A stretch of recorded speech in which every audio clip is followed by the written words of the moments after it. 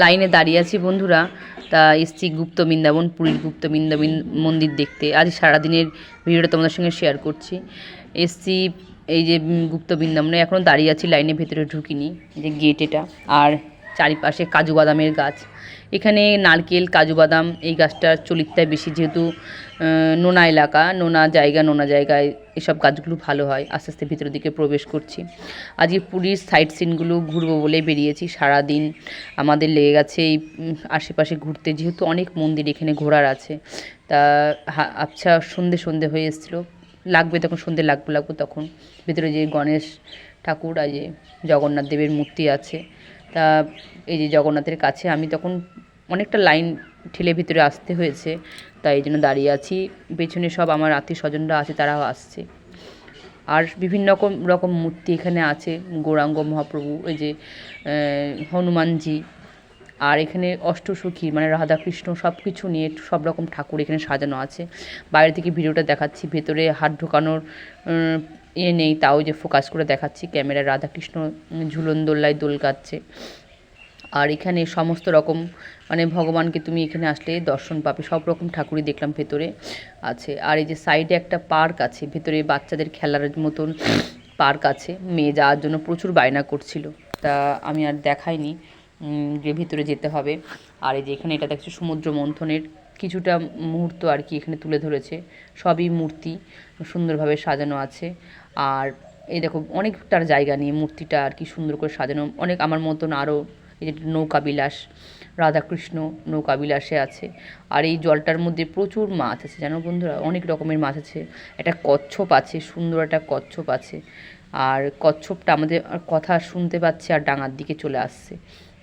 আর এই পদ্ম পাতাটায় কৃষ্ণ ঠাকুরের মূর্তি আছে। এই দেখো তোমাদের দেখাই, কচ্ছপ আর একটা বড় মাছ, কি মাছ ভালো বুঝতে পারলাম না, যত সম্ভব ল্যাঠা মাছ হবে। এই দেখো সামনে আমরা মানুষের কথা বলছি আমরা উপর থেকে, আর ওরা সামনের দিকে চলে আসছে। জলের মধ্যে দেখেছো প্রচুর মাছ, প্রচুর মানে তেলাপিয়া মাছ সব এগুলো। আর মানুষ আরও মুড়ি বিস্কুট দিচ্ছে, আর মাছগুলো খাওয়ার জন্য ডাঙার দিকে উঠে আসছে। চৈতন্যদেব দেখেছো যখন আর কি মহাপ্রভুকে ছেড়ে মানে জগন্নাথকে ছেড়ে যাওয়ার কথা, তখন যে এরকম উনি শুয়ে কান্নাকাটি করছিলেন, সেটাই আর কি সেই মুহূর্তটা এখানে সুন্দর করে সাজিয়ে রেখেছে। আর এই গাছটায় কাকাতোয়ারা গাছের টিয়া, কাকাতোয়ারা গাছে বসে আছে, টয় ট্রেন যাচ্ছে। ভেতরে পার্ক সিস্টেম। এখানে একটা জিনিস বন্ধুরা তাজ্জব ব্যাপার, এখানকার গরুগুলো সবই খাটো, মানে হাইটে ছোটো ছোটো গরু। আর এসছি আমরা ওই গুপ্ত বৃন্দাবন থেকে বেরিয়ে এসে বন্ধুরা আরেকটা মন্দিরে প্রবেশ করেছি। এই দেখো এখানেও মানে হালকা বৃষ্টি পড়ছিল তখন দেখছিলাম। তা ভিতরে ঢুকে আমাদের মতো আরও দর্শনার্থীরা এসছে, তারাও প্রবেশ করেছে ভেতরে। দেখছে অনেকগুলো মন্দির ভেতরে আছে, সবই সুন্দর সুন্দর লাইটিং দিয়ে সাজানো। রাতের দৃশ্য তো দেখতে একটা সুন্দরই লাগছিল। তা আমরাও ঢুকেছি ভেতরে, আমার সঙ্গে সঙ্গে আরও, আমরা সবাই তো ফ্যামিলি ধরে গেছিলাম, আমার সঙ্গে সঙ্গে আরও সব আসছে পেছনে সবাই। আর এই দেখো এখানে বিভিন্ন রকম পাখি আছে খাঁচায় আটকানো, ওপরে এগুলো পায়রা, আর নিচে এই যে কাকাতোয়া, ককটেল, তারপরে লাভ বার্ড, সব রকম পাখি ভেতরে খাঁচার মধ্যে আছে। মানুষ এগুলোও দেখছে। আর ভেতরে সব একটা করে মাটির ভাঁড় আছে, তার মধ্যে ওরা ডিম পেড়ে হয়তো বাচ্চা ফোটায়, সেরকম ব্যবস্থায় আছে। এ দেখো ভেতরে এটা বড় একটা কাকাতোয়াটা যে মানে নাড়া দিলে দিচ্ছি সামনের দিকে আগিয়ে আসছে মানুষের কথা শুনে। এটা রাম সীতার একটা সুন্দর মূর্তি বন্ধুরা। এই মূর্তিটা মানে খুব সুন্দর লাগছিল। তারপরে আমরা ভিতরে ঢুকেছি, দেখছি মা মনসার একটা সুন্দর মানে এখানে ঢিবি করা আছে, আর মায়ের এখানে বেদি করা। এই দেখো ফুটো ফুটো গর্ত করা আছে।